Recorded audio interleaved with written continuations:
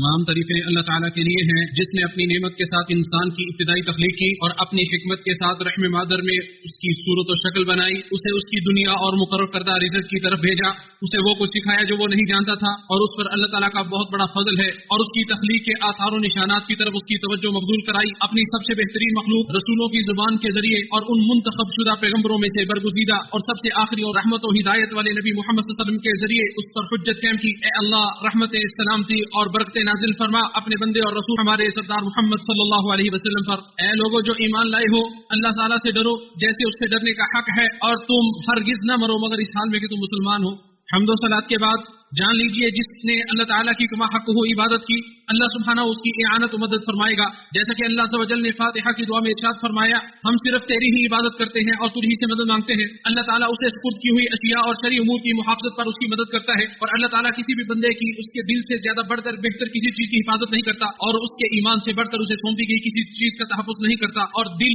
اللہ تعالیٰ کی نظر نگاہ ہے، اور دلوں میں سے سب سے بہترین دل وہ ہے جو سب سے زیادہ خیر و بلائی کا محافظ ہے۔ اللہ سبحانہ و تعالیٰ نے دل پر عقیدے کے اعمال کو فرض کر رکھا ہے اور ظاہری اعضائے جسم پر اطاعت والے اعمال کو فرض کر رکھا ہے۔ ان میں سے سب سے عظیم، اعلیٰ، باعزت اور قیمتی ترین عمل دل کے ذریعے ایمان و یقین اور زبان کے ذریعے گواہی دینا ہے کہ اللہ سبحانہ ہی اکیلا معبود ہے اور اس کے سوا کوئی معبود برحق نہیں، اس کی طرح کا کوئی نہیں اور نہ ہی اس کا کوئی نظیر ہے، نہ اس کا کوئی باپ ہے اور نہ ہی اولاد، اور نہ ہی اس کی کوئی شریک حیات ہے اور نہ ہی اس کی بیوی ہے، اس کی ابتدا کی کوئی حد نہیں اور نہ ہی اس کی انتہا کی کوئی حد ہے۔ تعریف و توصیف بیان کرنے والے اس کی صفات کی حقیقت کو نہیں پہنچ سکتے، اور نہ ہی غور و فکر کرنے والے اس کے حکم و معاملات کا احاطہ کر سکتے ہیں۔ غور و فکر کرنے والے اس کی نشانیوں سے نصیحت حاصل کر سکتے ہیں، لیکن اس کی ذات کی حقیقت پر غور و فکر نہیں کر سکتے، اس کے علم سے کسی چیز کا احاطہ نہیں کر سکتے مگر اتنا ہی جتنا وہ خود چاہے۔ اس کی کرسی نے آسمانوں اور زمین کو گھیر رکھا ہے، ان کی حفاظت اسے نہیں ٹھکاتی، اور وہ بہت بلند اور عظمت والا، جاننے والا، خبردار، قدرت والا، تدبیر کرنے والا، سننے والا، دیکھنے والا اور بہت بلند اور بہت بڑا ہے۔ وہ ذات آسمانوں کے اوپر ہے، عرش عظیم پر مستوی ہے، وہ ہر چیز کو اپنے علم میں گھیرے ہوئے ہے، اس کے اچھے اچھے نام ہیں اور بلند و بالا صفات ہے۔ موسیٰ علیہ السلام سے اس نے کلام کی، پہاڑ پر اس نے تجلی ڈالی تو وہ اس کی جلالت و ہیبت سے ریزہ ریزہ ہو گیا۔ قرآن کریم اللہ تعالیٰ کا برحق کلام ہے جسے اس نے اپنے علم سے نازل کیا، خبروں کی تصدیق کرنے اور احکام میں عدل و انصاف کے اعتبار سے اسے مکمل کیا۔ انسان کو پیدا کیا اور وہ جانتا ہے جو انسان کا نفس وسوسے ڈالتا ہے، وہ شہرک سے بھی زیادہ قریب ہے، اور کوئی پتا بھی نہیں گرتا جسے وہ نہ جانتا ہو، اور نہ ہی زمین کی تاریکیوں میں کوئی دانہ ہے جس سے وہ باخبر نہ ہو، اور تر اور خشک جو کچھ بھی ہے سب ایک روشن کتاب میں موجود ہے۔ وہ ہر چیز کو اس کے وجود سے پہلے سے جانتا ہے، اس کی تقدیر کے مطابق ہی اس کی خیر و شر، حلاوت و مٹھاس اور کڑواہٹ کا اجرا ہوتا ہے۔ وہ اپنے عدل سے جسے چاہتا ہے گمراہ کرتا ہے اور رسوا کرتا ہے، اور جسے چاہتا ہے اپنے فضل سے ہدایت دیتا ہے اور توفیق بخشتا ہے۔ بندوں کا کوئی قول و فعل اس کے فیصلے کے بغیر صادر نہیں ہوتا، اور اسے اس کا علم پہلے سے ہی علم ہوتا ہے۔ کسی کا نیک بخت ہونا اور بدبخت ہونا بھی اس کے لیے اللہ تعالیٰ کے حساب کا علم و تقدیر کے مطابق ہی ہوتا ہے۔ ایسا نہیں ہو سکتا کہ اس کی بادشاہت میں اس کے ارادے کے بغیر کوئی چیز وقوع پذیر ہو جائے یا کوئی اس سے بے نیاز ہو جائے۔ وہ بندوں کا پروردگار ہے اور ان کے اعمال کا بھی پروردگار ہے، ان کی حرکات و سکنات اور ان کی عمروں کو متعین و مقرر کرنے والا ہے۔ اس نے حجت قائم کرنے کے لیے ان کی طرف پیغمبر مبعوث کیے ہیں، ان کی وجہ سے انہوں نے جان لیا کہ قیامت آنے والی ہے جس میں کوئی شک و شبہ نہیں، اور اللہ تعالیٰ قبروں میں مدفون لوگوں کو اٹھائے گا، جس طرح اس نے ان کی ابتدا کی اسی طرح وہ دوبارہ پیدا ہوں گے، اور اللہ سبحانہ و تعالیٰ اپنے مومن بندوں کی نیکیوں کو بڑھا دیتا ہے اور توبہ کے ذریعے ان کے کبیرہ گناہوں کو معاف کر دیتا ہے، اور کبیرہ گناہوں کے اجتناب سے ان کے صغیرہ گناہوں سے بھی درگزر کر دیتا ہے، اور کبیرہ گناہوں سے توبہ نہ کرنے والوں کو اپنی مشیت کے سپرد کر دیتا ہے، اور جسے آگ کا عذاب دے گا اسے اس کے ایمان کے حساب سے آگ سے نکال کر جنت میں داخل کر دے گا۔ اس نے جنت کو پیدا کر کے اپنے اولیاء، اپنے دوستوں کے لیے ہمیشہ رہنے کا گھر بنا دیا، جس میں وہ اپنے مکرم چہرے کی زیارت کے ساتھ انہیں عزت و اکرام بخشے گا۔ اس نے آگ کو پیدا کیا اور اسے کافروں کے لیے اور اس کی آیات، کتابوں اور رسولوں کے متعلق تجربی اختیار کرنے والوں کے لیے ہمیشہ رہنے کا ٹھکانہ قرار دیا، اور وہ انہیں اپنے دیدار سے بھی محروم رکھے گا۔ اللہ تعالیٰ روز قیامت امتوں کے حساب و کتاب، ثواب و عقاب اور اعمال نامے پیش کرنے کے لیے جلوہ افروز ہوگا، اور فرشتے بھی صف در صف ہوں گے۔ بندوں کے اعمال کا وزن کرنے کے لیے ترازو رکھے جائیں گے، اپنے اپنے اعمال کے مطابق وہ اعمال نامے دیے جائیں گے، پھر جس کا نامہ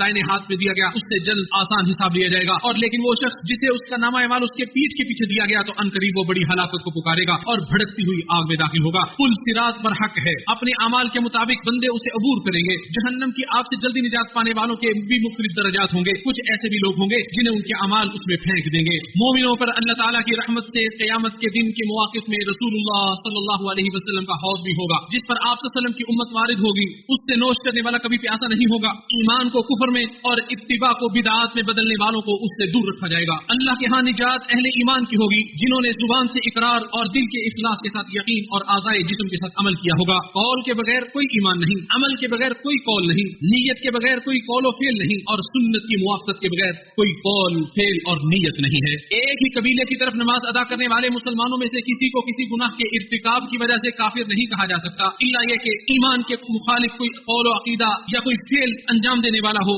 اور شہید ہونے والے اپنے رب کے پاس زندہ ہیں, انہیں رزق بھی دیا جاتا ہے. سعادت مند لوگوں کی روحیں نعمتوں میں باقی رہتی ہیں, اور بدبخت لوگوں کی روحیں عذاب میں مبتلا ہوتی ہیں, اور تمام کے تمام دوبارہ جی اٹھنے کے دن تک برزخ میں ہوں گے. قبروں میں مومنوں کی آزمائش ہوتی ہے, رب, دین اور رسول کے متعلق ان سے سوالات کیے جاتے ہیں. ارشاد باری تعالیٰ ہے, ایمان والوں کو اللہ تعالیٰ پکی بات کے ساتھ مضبوط رکھتا ہے, دنیا کی زندگی میں بھی اور آخرت میں بھی, اور اللہ وہی کرتا ہے جو وہ چاہتا ہے. زمانوں میں سے سب سے بہترین زمانہ ان لوگوں کا ہے جنہوں نے رسول اللہ صلی اللہ علیہ وسلم کے چہرہ انور کی زیارت کی اور آپ صلی اللہ علیہ وسلم پر ایمان لائے. پھر وہ زمانہ جو ان کے بعد کے لوگوں کا ہے, اور پھر وہ زمانہ جو ان کے بعد کے لوگوں کا ہے. صحابہ کرام میں سے سب سے افضل ہدایت یافتہ خلفائے راشدین ابو بکر و عمر, عثمان و علی رضی اللہ عنہم ہیں. صحابہ کرام میں سے جس کا بھی تذکرہ ہو, احسن انداز سے ان کا تذکرہ کرنا چاہیے. ان کے آپسی اختلافات کو ہوا نہیں دینی چاہیے. وہ سب سے زیادہ حقدار ہیں کہ ان کے لیے معقول عذر تلاش کیے جائے, اور ان کے لیے سب سے اچھے مذہب کا گمان رکھا جائے. مسلمانوں کے علماء و مشائخ اور حکمرانوں کی اللہ تعالیٰ کی معصیت کے علاوہ کاموں میں اطاعت و فرمانبرداری کرنا, سلف صالحین کی اتباع و پیروی کرنا, ان کے طریقے کی ابتداء کرنا, ان کے لیے استغفار کرنا, دین میں لڑائی جھگڑا اور مخاصمت کو ترک کر دینا, اور اہل بدعت کی بدعات کو چھوڑنا, یہ بالکل حتمی ہے, لازمی اور ضروری ہے.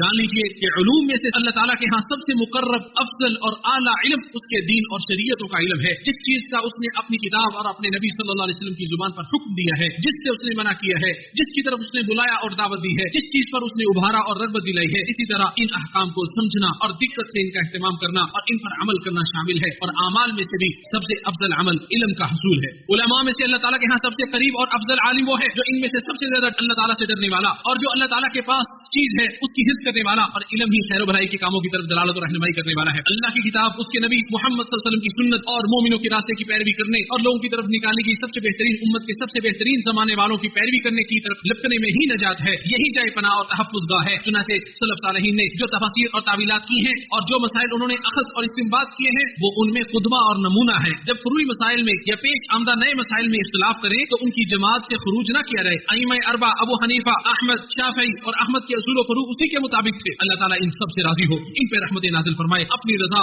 رحمت, عافیت اور لطف و کرم سے ہمیں بھی ان کے ساتھ ساتھ شامل فرمائے. اللہ تعالیٰ میرے اور آپ کے لیے کتاب و سنت میں برکت نازل فرمائے, ہمیں حجت و دلیل الہام فرمائے, اور صحیح راستے کو لازم پکڑنے کی توفیق عطا فرمائے, حتیٰ کہ جب ہم اس سے ملاقات کریں تو وہ ہم سے راضی ہو. میں یہ بات کہتے ہوئے اپنے لیے اور آپ سب کے لیے عظمت والے اللہ تعالیٰ سے استغفار کرتا ہوں. تم بھی سب استغفار کرو, یقیناً وہ بخشنے والا مہربان ہے. تمام تعریفیں تمام جہانوں کے پالنہار اللہ کے لیے ہیں, جو غیب و حاضر کو جاننے والا ہے, نہایت رحم کرنے والا مہربان ہے, بادشاہ ہے, نہایت پاک سلامتی والا, امن دینے والا, نگہبان, سب پر غالب, اپنی مرضی چلانے والا, بے حد بڑائی والا, پیدا کرنے والا, وجود بخشنے والا اور تصویریں بنانے والا ہے. جس نے فرقان حمید کو اپنے بندے پہ نازل فرمایا تاکہ وہ جہان والوں کو ڈرائے. وہ ذات ہے جس کے ہاتھ میں زمین و آسمانوں کی بادشاہت ہے, جس نے نہ کسی کو بیٹا بنایا اور نہ ہی اس کی حکومت میں کوئی اس کا شریک ہے. اس نے ہر چیز کو پیدا کر کے اس کا ٹھیک ٹھیک اندازہ مقرر کیا. اے اللہ, رحمت, سلامتی اور برکت نازل فرما اپنی مخلوق میں سے سب سے بہتر ہستی ہمارے سردار محمد صلی اللہ علیہ وسلم پر. ارشاد باری تعالیٰ ہے, اے ایمان والو, اللہ سے ڈرو اور درست بات کہا کرو, وہ تمہارے کاموں کی اصلاح کر دے گا اور تمہارے گناہوں کو معاف کر دے گا, اور جو اللہ اور اس کے رسول کی اطاعت کرے گا وہ یقیناً بڑی کامیابی سے سرفراز ہوگا. حمد و صلات کے بعد اللہ تعالیٰ نے رسالت و نبوت اور لوگوں کو ڈرانے کا سلسلہ پہلے اور آخری لوگوں کے سردار نبی صلی اللہ علیہ وسلم پر مکمل کیا, جو تقوی والوں کے امام, ہمارے سردار, ہمارے آقا و پیشوا, ہمارے آئیڈیل, ہمارے حبیب, ہمارے رب کے خلیل محمد بن عبداللہ بن عبد المطلب ہاشمی قریشی مکی ہیں, جو بطحا مکہ میں پیدا ہوئے, جن کے آنے سے روشنیاں پھیل گئی, آپ کو وہیں بعثت ملی اور آپ کا چرچا پھیلا. ہجرت, دعوت, قتال و جہاد, وفات, ملأ اعلیٰ کی طرف منتقل ہونے کے لحاظ سے آپ مدینی ہیں صلی اللہ علیہ وسلم, جنہوں نے مدینہ کی پاکیزہ زمین کو سکونت کے ساتھ شرف بخشا اور وہی آپ کا مدفن قرار پایا. اللہ تعالیٰ آپ پر اور آپ کی آل پر رحمتیں اور سلامتی نازل فرمائے. آپ سب نبیوں کے بعد آنے والے, لیکن لوگوں میں سے سب سے پہلے آپ کو اٹھایا جائے گا, پہلے انبیاء کے نقشے قدم پر چلنے والے. آپ توبہ اور رحمت کے نبی ہیں اور آپ جنگ و قتال والے بھی ہیں, جنہیں اللہ تعالیٰ نے خوشخبری دینے والا اور ڈرانے والا بنا کر مبعوث فرمایا اور اللہ کے حکم سے اس کی طرف بلانے والا اور روشن چراغ بنا کر بھیجا. آپ صلی اللہ علیہ وسلم پر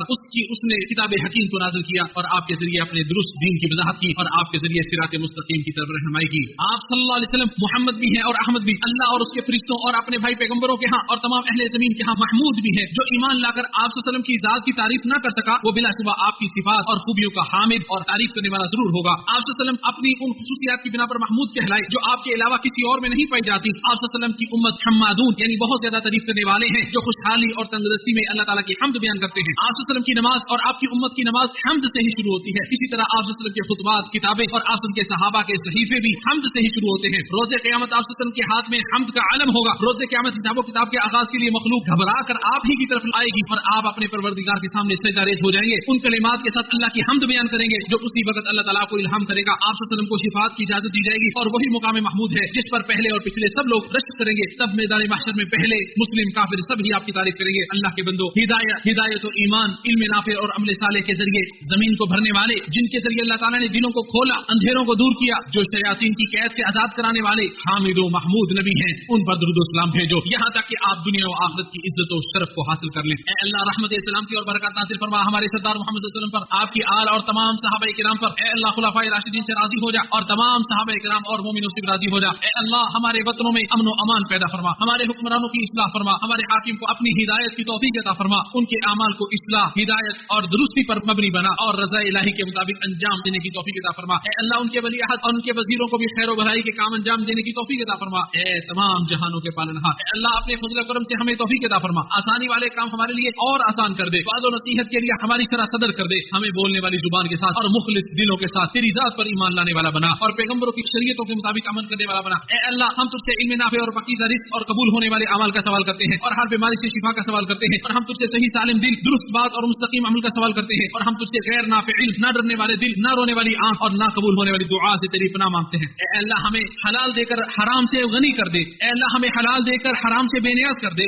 अपनी इताअत की तौफीक देकर मासियत से बचने की तौफीक अता फरमा और अपने फजल से हमें अपने सिवा दूसरों से गनी कर दे। ऐ अल्लाह हम गम, हुज़न, मलाल, बुज़्दिली, बखीली, फख्र व तकब्बुर, कर्जे के बोझ और लोगों के ग़ल्बे से तेरी पनाह चाहते हैं। ऐ हमारे परवरदिगार हमें दुनिया में भलाई और आखिरत में भलाई अता फरमा और हमें आग के अज़ाब से बचा। अल्लाह के बंदो, अल्लाह ताला अदल का, भलाई का और कराबादारों को माली दावत देने का हुक्म देता है, बेहयाई के कामों, नशा हरकतों और जुल्म ज़्यादती से रोकता है। वो खुद तुम्हें नसीहत कर रहा है, तुम नसीहत हासिल करो। अजमत वाले अल्लाह को याद करो, वो तुम्हें याद करेगा, उसकी नेमतों पर उसका शुक्र अदा करे, वो तुम्हें मजीद अदा करेगा। बेशक अल्लाह ताला का जिक्र बहुत बड़ी चीज है, जो तुम कुछ कर रहे हो अल्लाह ताला उससे बाखबर है।